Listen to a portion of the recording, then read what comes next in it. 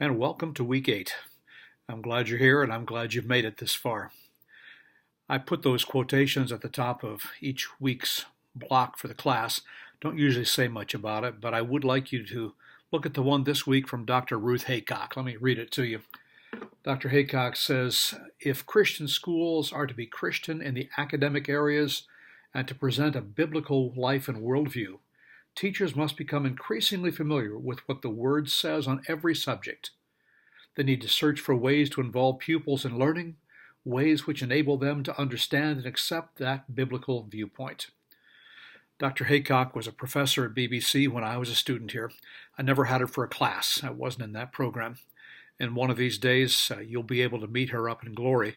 She was an incredible woman, a school teacher before she came to BBC to get her biblical education, earned a doctorate, helped to set up Christian schools back in the early days of the movement.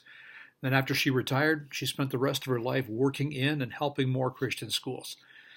She's one of the pillars of Christian education, as far as I'm concerned. Well, here we are at the end, and you'll notice there's only one forum for the week, and that's deliberate, dealing with worldview. Take a look at what I've asked you to work on there, and notice also just 2 responses are all I want. This week, 2 other things from you. One is the critical reflection paper, 500 to 750 words, on what particular things you took away from the course. And then, of course, your 15 to 20 page philosophy of education paper. If you've been thinking much about this, most of you realize that you need about 200 pages. And I'm not looking for 200 pages.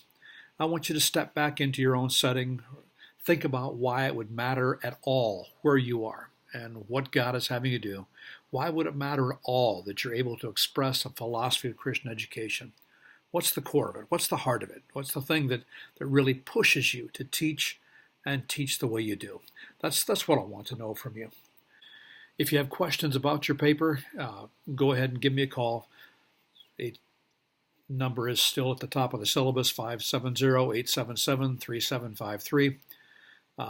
Based on what I've read of you these last 7 weeks, I'm pretty confident that I'm going to get a stack of good papers.